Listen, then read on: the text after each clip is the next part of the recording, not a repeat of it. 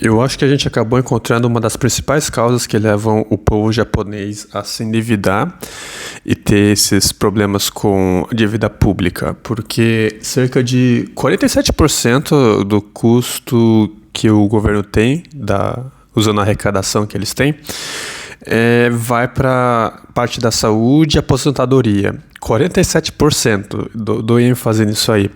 Então eu diria que cerca de uns 20% é essa parte de saúde, e a gente vê que um dos itens que mais cobrem essa parte dessa investimento na saúde é a parte de contratação de médicos e enfermeiros. Agora, prestem bem atenção no seguinte: por que você tem essa dificuldade, sendo que você tem um dos maiores salários para a parte da saúde, né? Médico. Você estuda um tempo, de repente você se forma e aí você quer sair para trabalhar e ganha uma porrada de grana por atendimento ou de repente por salário fixo. E eu quero trazer uma explicação para o porquê você ter essa falta de profissionais dessa área aqui no Japão. E, bom, você já deve ter em mente alguns dos possíveis cenários, mas eu quero ir um pouco mais a fundo. Eu sou Anselmo Sato, eu moro aqui no Japão já há algum tempo, e eu posso trazer minha opinião do ponto de vista de um morador que já usou o sistema de saúde algumas vezes aqui no Japão. Agora, o que eu posso ver quanto a essa escassez no Japão e dificuldade de procura de um profissional de saúde é que o povo japonês ele tem uma grande aversão ao gore. Eu não lembro qual a palavra em português, eu acho que é essa questão de sangue, né? O povo japonês, eles são criados numa cultura muito, assim, kawaii, digamos. Acho que para quem já sabe desse termo, é uma cultura mais bonitinha, né? Você não tem tanta agressividade, tanto sangue. Então, quando uma pessoa ela é exposta a um cenário assim, não vou dizer que não existe, né? Tem sempre uma minoria aí que se destaca, que está fora dessa média, mas geralmente esse povo provavelmente não vai para medicina, sei lá.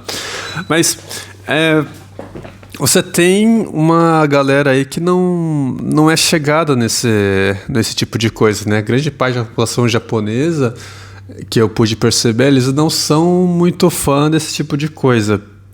Esse tipo de corte de pessoas, sangue, etc. Pelo menos é a minha percepção vivendo aqui no Japão. O outro ponto que eu acho que pode ser um dos fatores que você vai ter dificuldade em encontrar profissionais da área de saúde aqui é você, de repente, ter muito pouco recompensa para você viver da medicina. Como assim? A medicina ela é difícil em todo lugar do mundo. Você vai estudar feito um condenado terrivelmente.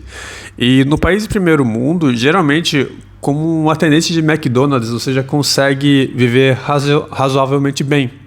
Eu vou até fazer um vídeo depois mostrando quanto que você consegue fazer no supermercado com um dia de salário.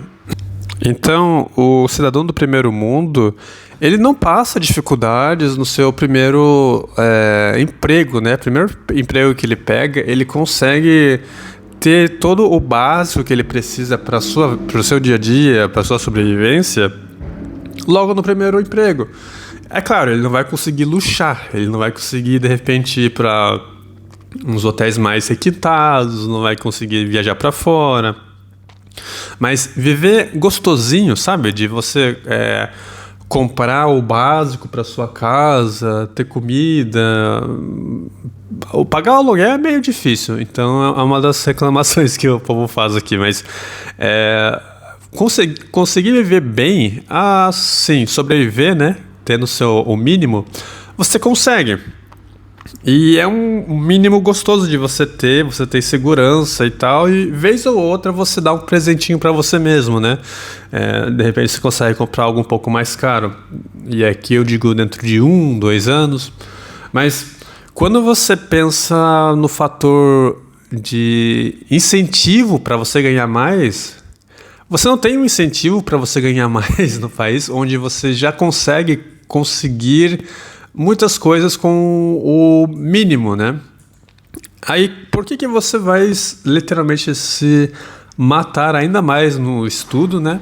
Você já vive na escola das 8 até 5 da tarde, você estuda de manhã e de tarde aqui no Japão, e depois você vai se meter na medicina, cara, mais 6 anos, talvez estudando ainda mais.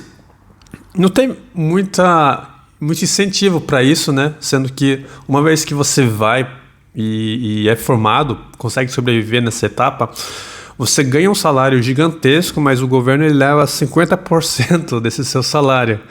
Porque assim, quanto mais alto o salário, maior é o seu imposto. E o limite máximo aqui do imposto de renda é cerca de 45% ou 50%, algo em torno desse valor.